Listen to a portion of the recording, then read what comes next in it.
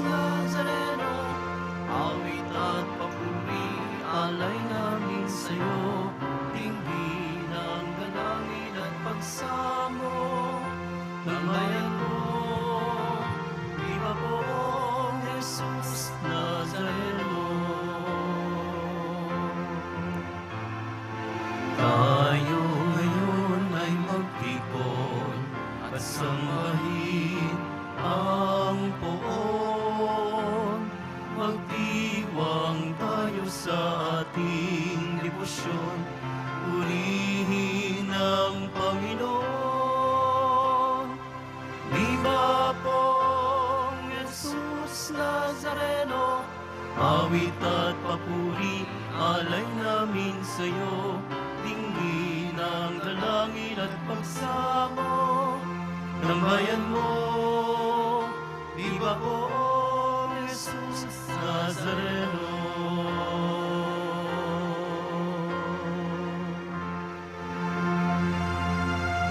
Sa ngalan ng Ama at ng Anak at ng Espiritu Santo. Amen. Ang pagpapala at kapayapaan mula sa Diyos na Ama natin at sa Panginoong Hesukristo naway sumainyo. At sumaiyo rin. Mga kapatid, aminin natin ang ating mga kasalanan upang tayo maging marapat gumanap sa banal na pagdiriwang. Inaamin ko sa makapangyarihang Diyos at sa inyo mga kapatid na lubha akong nagkasala sa isip, sa salita at sa gawa at sa aking pagkukulang. Kaya isinasamo ko sa mahal na Birhen Maria, sa lahat ng mga anghel at mga banal, at sa inyo mga kapatid, na ako'y panalangin sa Panginoong ating Diyos. Hawaan tayo ng makapangyarihang Diyos, patawarin tayo sa ating mga kasalanan, at patnubayan tayo sa buhay na walang hanggan. Amen. Panginoon, kaawaan mo kami. Panginoon, kaawaan mo kami. Kristo, kaawaan mo kami. Kristo, kaawaan mo kami. Panginoon, kaawaan mo kami. Panginoon, kaawaan mo kami. Manalangin tayo. Ama naming makapangyarihan, lagi mong lingapin at patnubayan kaming mga kabilang sa iyong angkan. Sa tanging pag-asa naming ikaw ang nagbibigay, kami tangkilikin mo at laging subaybayan sa pamamagitan ni Hesukristo, kasama ng Espiritu Santo, magpasawalang hanggan. Amen. Magsiupo na po ang lahat. Pagbasa mula sa unang aklat ng mga hari. Noong mga araw na iyon, sumaisip ni Jeroboam na kung magpapatuloy ang dating kaugalian ng kanyang mga nasasakupan, malamang na manumbalik ang mga iyon sa angkan ni David. Ito ang sabi niya sa sarili. Kapag ang mga taong ito'y hindi tumigil ng pagpuntas sa templo ng Panginoon sa Jerusalem upang mag-alay ng mga handog, mahuhulog uli ang kanilang loob sa dati nilang Panginoon, si Roboam na hari ng Huda, at ako'y kanilang papatayin. Kaya nga, matapos mapagkuro-kuro ang bagay na ito, gumawa siya ng 2 tureteng ginto at sinabi sa bayan, "Huwag na kayong mag-abalang umahon sa Jerusalem. Narito, bayang Israel, ang inyong Diyos na humango sa inyo sa Ehipto." Inilagay niya ang isa sa Betel at ang isa naman sa Dan. At ang bagay na ito'y naging sanhi ng pagkakasala ng Israel. May mga pumunta sa Betel upang sambahin iyong una. Mayroon namang nagtungo sa Dan upang sambahin ang ikalawa. Nagtayo pa siya ng mga sambahan sa burol at naglagay ng mga saserdoteng hindi mula sa lipi ni Levi, kundi mga karaniwang tao lamang. Ginawa niyang pista ang 15 araw ng 8 buwan ng taon, katulad ng kapistang ipinagdiriwang sa Huda. Naghandog siya ng dambana sa Betel, sa mga tureteng ginto na kanyang ginawa roon, at pinapaglingkod niya roon ang mga saserdoteng inilagay niya sa mga sambahan sa burol. Sa kabila ng ganitong mga pangyayari, hindi tumigil si Jeroboam sa kanyang masamang gawain. Patuloy pa rin siya sa paglalagay ng mga saserdoteng hindi mula sa lipi ni Levi. Sino mang may gusto ay ginagawa niyang saserdote ng mga sambahan sa burol. Dahil sa mga ginawang ito ni Jeroboam, kinamuhian ng Diyos ang kanyang sambahayan. Ito ang naging sanhi ng hindi niya pananatili sa paghahari. Ang salita ng Diyos. Salamat sa Diyos. Panginoong masintahin, ang bayan mo'y gunitain. Panginoong masintahin, ang bayan mo'y gunitain. Nagkasala kami tulad ng ginawa ng aming magulang. Ang aming ginawa ay tunay na ditumpak, pawang kasamaan. Ang magulang namin nang nasa Ehipto, hindi alumana. Ang kahangahangang mga ginawa mong kanilang nakita. Panginoong masintahin, ang bayan mo'y gunitain. Sa may bundok ng Horeb, doon ay naghugis niyong gintong baka. Matapos mahugis, ang ginawa nila ay kanilang sinamba. Ang dakilang Diyos ay ipinagpalit sa Diyos na nilikha, sa Diyos na baka na ang kinakain ay damong sariwa. Panginoong masintahin, ang bayan mo'y gunitain. Kanilang nilimot ang Panginoong Diyos, ang tagapagligtas, na yaong ginawa doon sa Ehipto'y kagilagilalas. Sa lupaing iyon, ang ginawa niya ay tunay na himala. Sa dagat ng tambo, yaong nasaksihan ay kahanga-hanga. Panginoong masintahin, ang bayan mo'y gunitain. Magsitayo po ang lahat.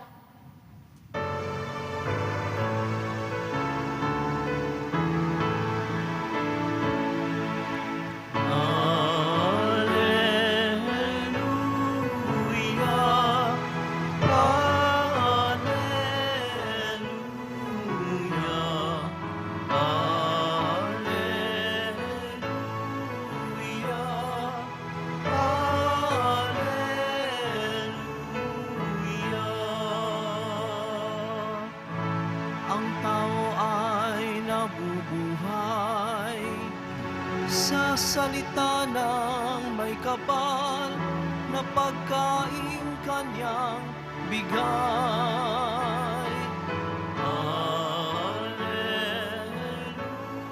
Alleluia, Alleluia,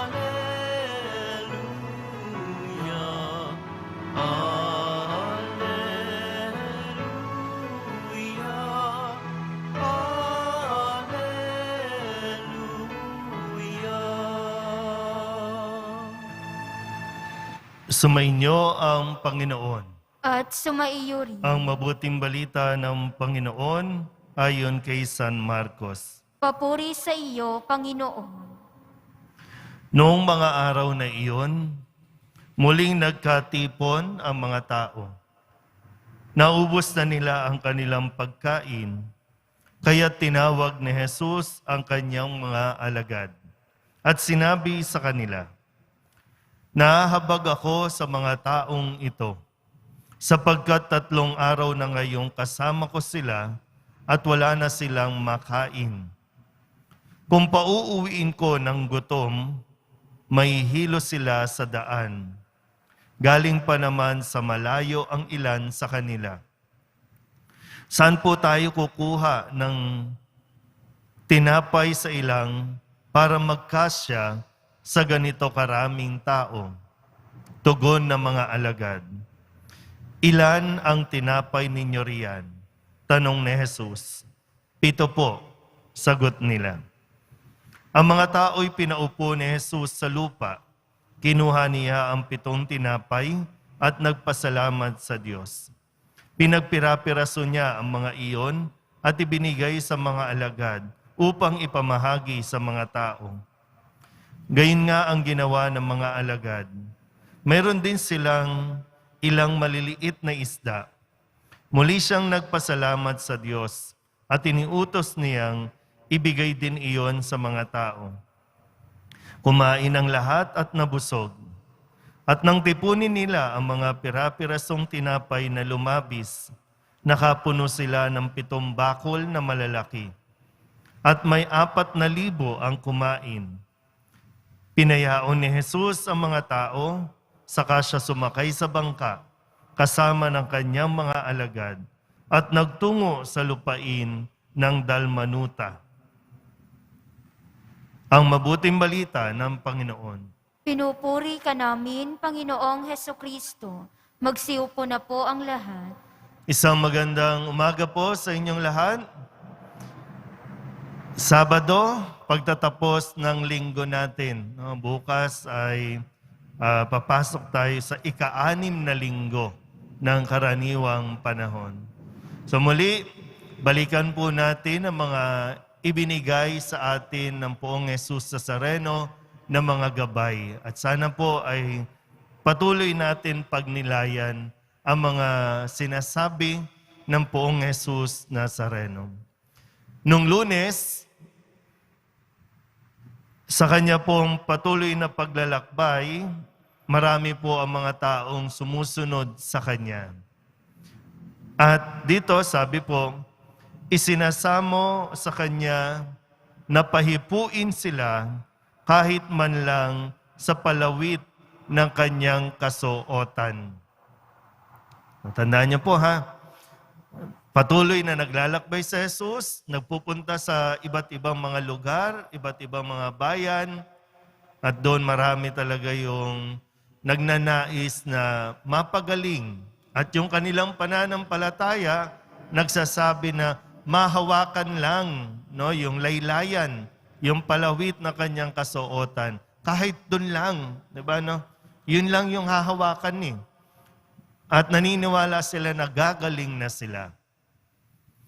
Noong Martes, sa kanya pong pakikipag-usap at paliwanagan sa mga Pariseo at mga Iskriba tungkol sa mga minanang utos, no, bawal ito, bawal yan, pero nakakalimutan sundin ang utos ng Diyos. Kaya ang kanyang mensahe, kay husay ng paraan ninyo sa pagpapawalang bisa sa utos ng Diyos. Masunod lamang ninyo ang mga turong minana ninyo. At nung Miyerkules, muli ipinaliwanag niya, hindi ang pumapasok sa bibig ng tao ang nakakapagparumi sa kanya sa mata ng Diyos, kundi ang mga nagmumula sa kanya. At ang sabi po, no, sa puso ng tao, nagmumula ang lahat ng mga maruruming iniisip, mga gawain, pakikiapid, panirampuri, no, pagpatay, sa puso nagmumula, no, sa puso ng tao. Kaya yung lumalabas sa atin, hindi yung pumapasok, hindi yung mga ritual, kundi kung ano yung lumalabas, nagmumula sa atin. Kaya ingat-ingat po tayo, no? Marami yung nagiging influencer. Pero anong klaseng influencer? Good or bad? Napapabuti ba yung nai-impluensyahan mo? O yung tinatawag natin, nagiging BI ka? Bad influence. At nung Webes, ang sabi po, meron isang babae, no, taga si Foronica, na hindi kalahi, hindi udyo, pero lumapit kay Jesus at naninikluhod para sa kagalingan ng kanyang anak. At dito po, sabi niya, kahit tuta nasa ilalim ng hapag ay naninimot na mga mumong nalalaglag sa mga anak. Yung alam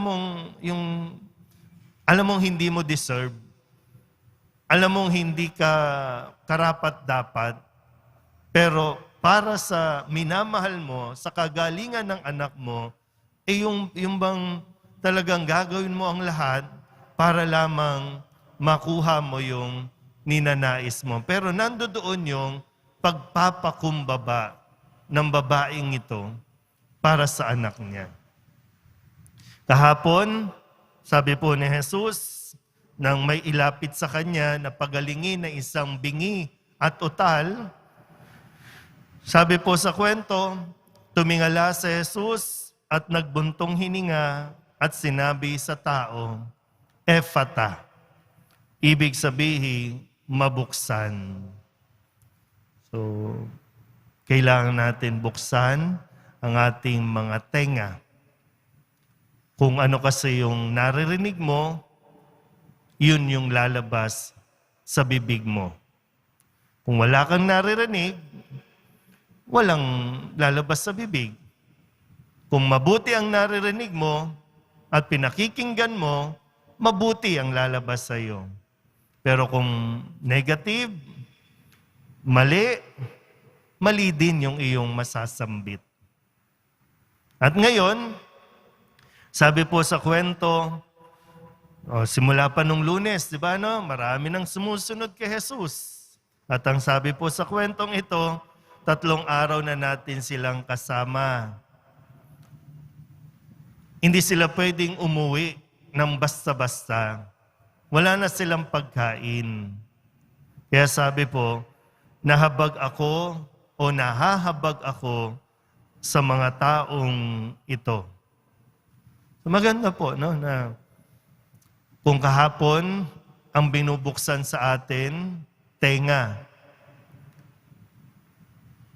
Hindi man tayo bingi, pero yung mensahe, huwag tayong magsara ng tenga. Huwag tayong magbingi-bingihan. Pero ngayon, bahagi nun, hindi lang basta tenga ang kailangan natin buksan, lalo tigit. Kaya nga 'di ba sabi sa puso ng tao nagmumula. So anong nilalaman ng puso? Anong pinaka-importante diyan na mayroon din? Sabi po dito, nahabag ako. Yung pagkahabag.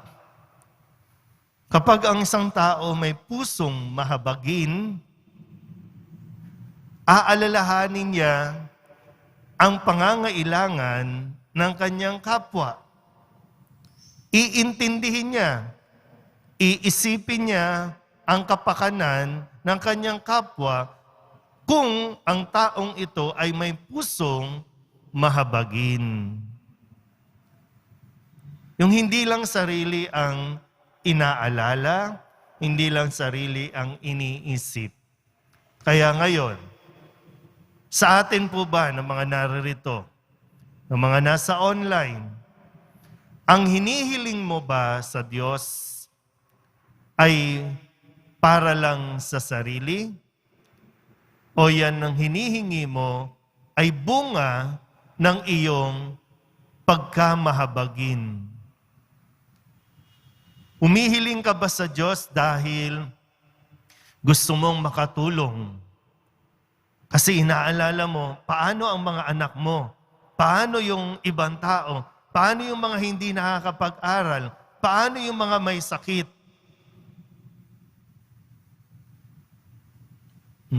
Sige nga po, isip muna tayong mabuti. No? Yung idinudulog mo ba sa Diyos ngayon ay out of compassion sa iba? O baka self-centered lang na pangangailangan? Kasi kung tutusin, hindi tayo wala. Hindi tayo wala para magsabi tayo na wala kang maitutulong o wala kang maibibigay. Kaya nga ang sabi ni Jesus sa kanyang mga alagad, anong meron kayo riyan? So kung tatanungin ka, anong meron sa'yo? Pag sinabi mong wala, wala talaga. Pero tingnan mo, anong meron sa'yo na pwedeng makatulong sa sitwasyon mo, sa sitwasyon ng mga tao sa paligid mo, sa pamilya mo? Anong meron sa'yo? Yun ang kailangan mong makita. Madalas kasi ang tinitingnan natin yung wala. Yung wala sa atin. Ngayon, nakafocus tayo lagi sa wala kang trabaho, walang pagkain, walang pera. Yun lang, nakafocus tayo. Hindi mo nakikita, meron kang oras ngayon para sa mga anak mo. Hindi mo nakikita yung meron. Na dati, sasabihin natin, wala akong oras kasi kailangan kong magtrabaho kahit linggo. Kailangan mag-abroad. Maraming hindi nakapag-abroad dahil mga na-hold. So yun lang ang nakita. Ang hindi nakita, yung biyaya na may panahon ka ngayon para bumawi, mag-spend ng time sa asawa, sa anak. So anong meron tayo? Marami. Hindi lang natin na-appreciate. Pero nawa po, sa araw na ito, dahil hindi tayo hahayaan ng Diyos na umalis, na umuwi ng gutom. At ang nagbubusog sa atin, sa tuwing tayo nagsisimba, salita ng Diyos.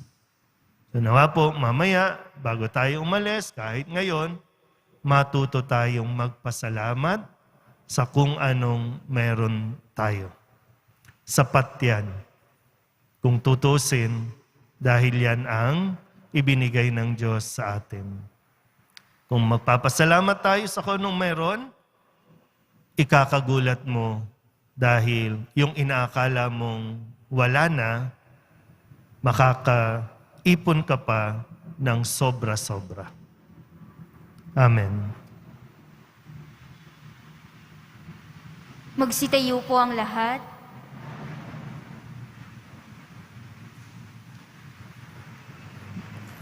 Mga kapatid, sa pagpapakain ng 5,000 tao, ipinakita ng ating Panginoon na ang Diyos Ama ang siyang nagbibigay ng lahat ng ating pangangailangan. Ang ating pong itutugon, Panginoon, paapawin mo sa amin ang iyong pagmamahal. Panginoon, paapawin mo sa amin ang iyong pagmamahal. Ang ating mga pastol, lalo na ang Santo Papa at mga obispo, naway patuloy tayong bigyan ng mga tamang katuruan sa pananampalataya. Manalangin tayo. Panginoon, paapawin mo sa amin ang iyong pagmamahal. Ang mga may tungkulin upang labanan ang taggutom, naway maging matagumpay sa kanilang pagsusumikap na mapakain ang mga nagugutom. Manalangin tayo. Panginoon, paapawin mo sa amin ang iyong pagmamahal. Ang mga nagugutom kay Kristo, naway matagpuan ang iisang Panginoon, iisang pananampalataya, at iisang binyag. Manalangin tayo. Panginoon, paapawin mo sa amin ang iyong pagmamahal.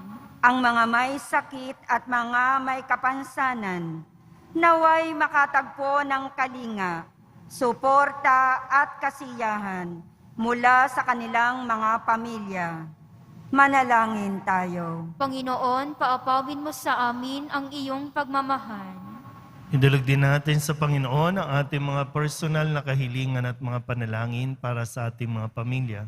Ganon din ang lahat ng mga misang pasasalamat, special na intensyon at mga kaluluwa na inihiling na ipagdasal sa misang ito.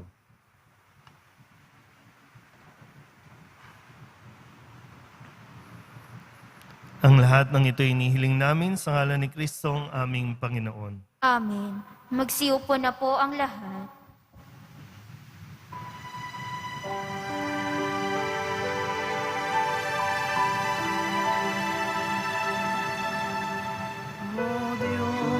ang di mabilang. Tanggapin mo, yaring aming alay. Gawin ito bilang tanda ng aming kaligtasan. Narito, O Ama, alak at tinapay, bunga ng lupa at ng aming paggawa. Magsitayo po ang lahat. Manalangin kayo mga kapatid upang paghahain natin ang kalugdan ng Diyos Amang makapangyarihan. Tanggapin nawa ng Panginoon itong paghahain sa iyong mga kamay, sa kapurihan niya at karangalan sa ating kapakinabangan at sa buong sambayanan niyang banal. Ama naming lumikha, ang pagkait inuming narito ay iyong ginawa upang mapalakas kaming mga mahihina. Ipagkaloob mong ito ay aming mapagsaluhan bilang pakikinabang sa buhay mong pangmagpakailanman sa pamamagitan ni Jesucristo kasama ng Espiritu Santo magpasawalang hanggan. Amen. Sumainyo ang Panginoon. At sumaiyo rin. Itaas sa Diyos ang inyong puso at diwa. Itinaas na namin sa Panginoon. Pasalamatan natin ang Panginoong ating Diyos. Marapat na siya'y pasalamatan. Ama naming makapangyarihan, tunay ngang marapat na ikaw ay aming pasalamatan. Sa iyong paglingap at kagandahang loob, ang tao'y nilikha mo at pinangasiwa sa sansinukob. Sa hangad mong siya'y iwastong lubos, siya'y pinagdusa mo sa kanyang pagtalikod. Sa iyong paggiliw, iyong ipinahintulot na makabalik siya sa pamamagitan ni Kristo Jesus. Kaya kaysa ng mga anghel na nagsisiawit ng papuri sa iyo, nang walang humpay sa kalangitan, kami nagbubunyi sa iyong kadakilaan. Santo, Santo, Santo, Panginoong Diyos ng mga hukbo, napupuno ang langit at lupa ng kadakilaan mo, o sana sa kaitaasan. Pinagpala ang naparirito sa ngalan ng Panginoon, o sana sa kaitaasan. Magsiluhod po ang lahat. Ama naming banal, ikaw ang bukal ng tanang kabanalan. Kaya't sa pamamagitan ng iyong Espiritu, gawin mong banal ang kaloob na ito upang para sa aming maging katawan at dugo ng aming Panginoong Hesukristo. Bago niya pinagtiis ang kusang loob na maging handog, inawakan niya ang tinapay, pinasalamatan kaniya, binaghati-hati ni iyon, iniabot sa kanyang mga alagad at sinabi, "Tanggapin ninyong lahat ito at kanin, ito ang aking katawan na ihahandog para sa inyo."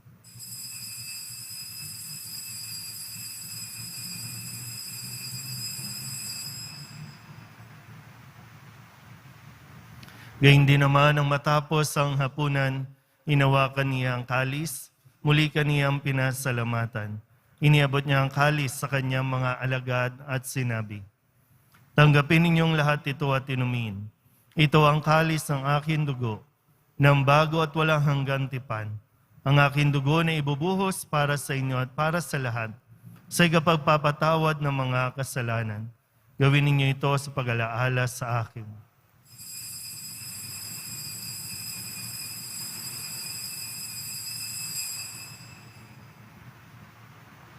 Magsitayo po ang lahat. Ipagbunyi natin ang misteryo ng pananampalataya. Si Kristo'y namatay, si Kristo'y nabuhay, si Kristo'y babalik sa wakas ng panahon. Ama, ginagawa namin ngayon ang pag-alaala sa pagkamatay at muling pagkabuhay ng iyong anak. Kaya tiniaalay namin sa iyo ang tinapay na nagbibigay buhay at ang kalis na nagkakaloob ng kaligtasan. Kami nagpapasalamat dahil kami iyong minarapat na tumayo sa harap mo para maglingkod sa iyo. Isinasamo namin kami magsasalo-salo sa katawan at dugo ni Kristo ay mabuklod sa pagkakaisa sa pamamagitan ng Espiritu Santo. Ama, lingapin mo ang iyong simbahang laganap sa buong daigdig. Puspusin mo kami sa pag-ibig kaysa ni Francisco na aming Papa at ni Jose na aming Obispo at ng Tanang Kaparian. Alalahanin mo rin ang mga kapatid naming nahimlay na may pag-asang sila'y muling mabubuhay, gayon din ang lahat ng mga pumanaw. Kawaan mo sila at patuloyin sa iyong kaliwanagan. Kawaan mo at pagindapating kaming lahat na makasalo sa iyong buhay na walang wakas. Kaysa ng mahal na Birhen Maria na ina ng Diyos, ng kabiyak ng puso niyang San Jose, kaysa ng mga apostol at ng lahat ng mga banal na namuhay dito sa daigdig ng kalugod-lugod sa iyo, may pagdiwang nawa namin ng papupuri sa kararangal mo sa pamamagitan ng iyong anak na aming Panginoong Hesukristo. Sa pamamagitan ni Kristo, kasama niya at sa Kanya, ang lahat ng parangal at papuri ay sa iyo, Diyos amang makapangyarihan, kasama ng Espiritu Santo, magpasawalang hanggan. Amen, amen, amen,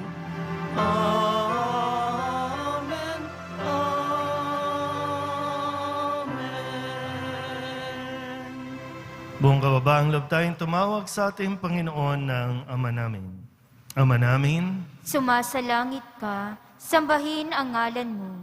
Mapasa amin ang kaharian mo. Sundin ang loob mo dito sa lupa para nang sa langit. Bigyan mo kami ngayon ng aming kakanin sa araw-araw at patawarin mo kami sa aming mga sala para ng pagpapatawad namin sa nagkakasala sa amin. At huwag mo kaming ipahintulot sa tukso at iadya mo kami sa lahat ng masama. hinihiling namin kaming iadya sa lahat ng masama, pagkalooban ng kapayapaan araw-araw, iligtas sa kasalanan at ilayo sa lahat ng kapahamakan, samantalang aming pinananabikan ang dakilang araw ng pagpapahayag ng tagapagligtas naming si Hesukristo. Sapagkat iyo ang kaharian at ang kapangyarihan at ang kapurihan magpakailanman. Amen. Panginoong Hesukristo, sinabi mo sa iyong mga apostol, kapayapaan ang iniiwan ko sa inyo, ang aking kapayapaan ang binibigay ko sa inyo. Tunghayan mo ang aming pananampalataya at huwag ang aming mga pagkakasala. Pagkalooban mo kami ng kapayapaan at pagkakaisa ayon sa iyong kalooban, kasama ng Espiritu Santo, magpasawalang hanggan. Amen. Ang kapayapaan ng Panginoon ay laging sumainyo. At sumaiyo rin. Magbigayan po tayo ng kapayapaan sa isa't isa. Kordero ng Diyos na nag-aalis ng mga kasalanan ng sanlibutan, maawa ka sa amin. Kordero ng Diyos na nag-aalis ng mga kasalanan ng sanlibutan, maawa ka sa amin. Kordero ng Diyos na nag-aalis ng mga kasalanan ng sanlibutan, ipagkaloob mo sa amin ang kapayapaan. Magsiluhod po ang lahat.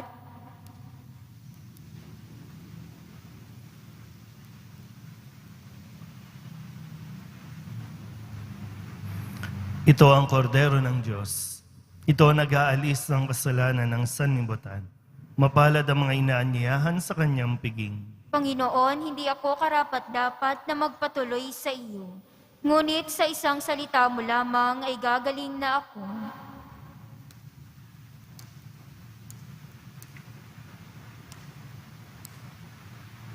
Katawan ni Kristo, Amen.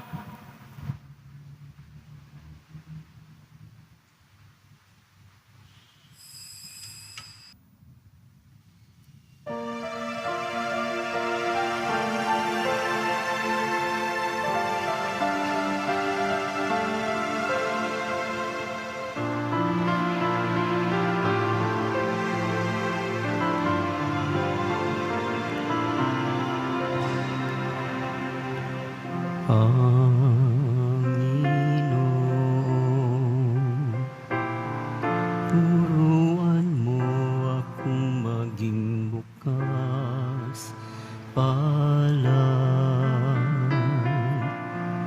Turuan mo akong maglingkod sa iyo, na magbigay ng ayon sa nararapat,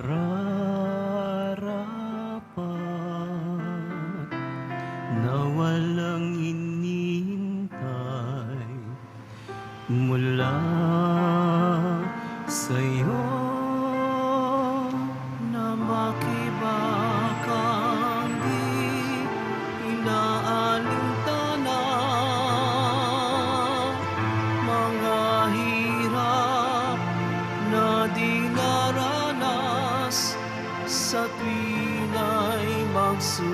yakap na hindi mahanap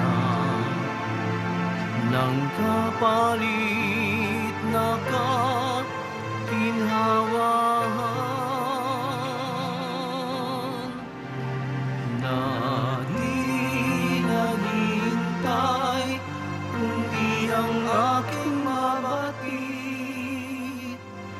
na ang loob mo'y siyang sinusundan.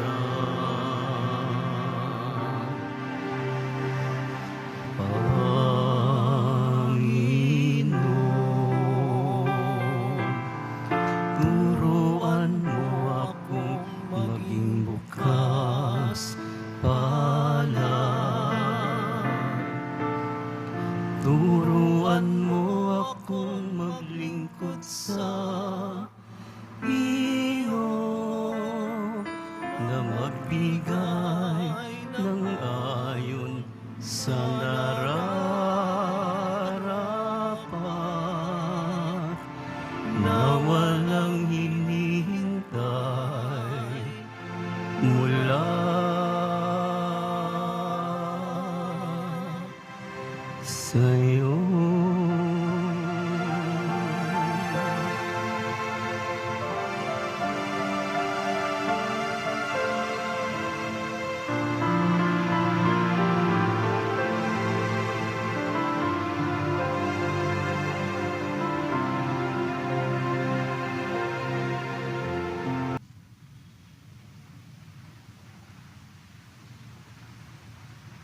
Magsitayo po ang lahat.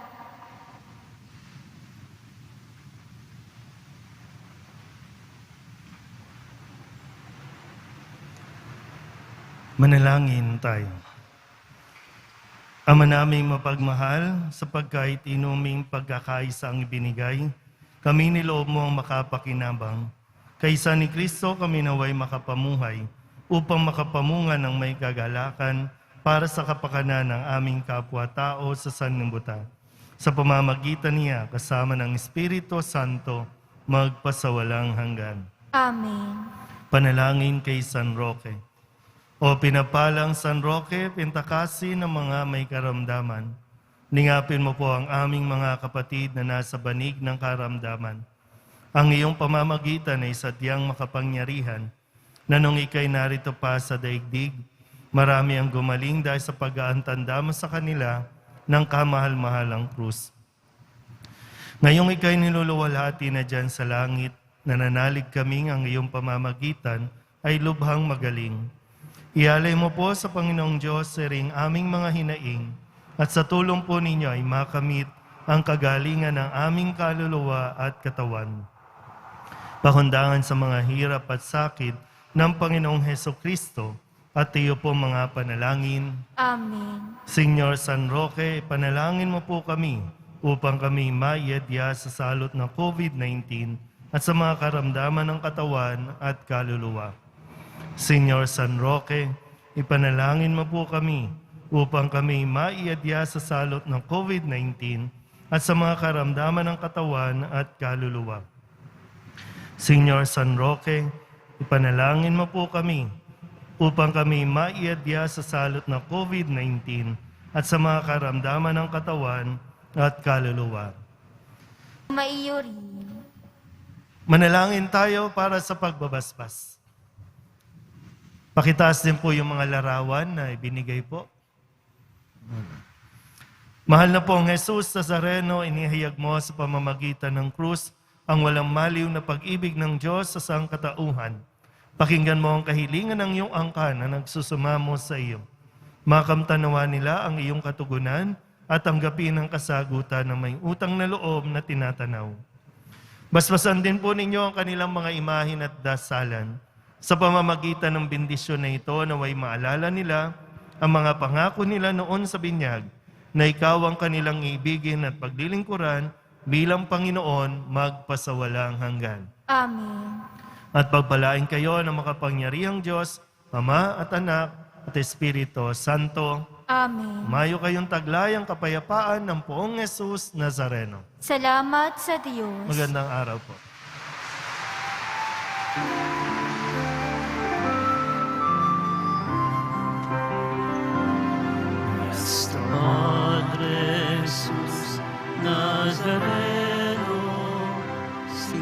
sinasamba ka namin.